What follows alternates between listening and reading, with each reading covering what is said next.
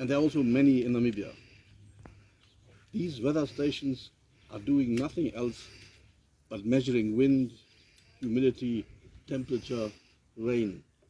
They have nothing to do with changing weather patterns.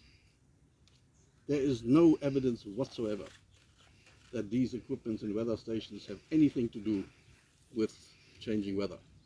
What they do is they measure how the weather is changing. They're not changing the weather.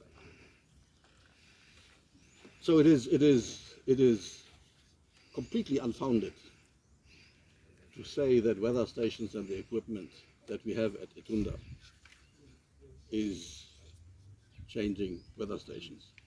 In fact, I wish I could give every small farmer a small weather station so that the farmer is aware about the environment in which he grows plants.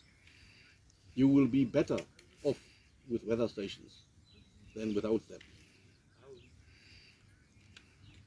Secondly, it's said that asparagus plants change and chase away rain.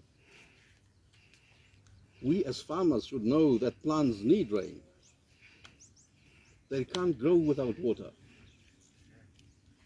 And in fact, on the asparagus plantation, we irrigate, we put more water on the ground to let them grow.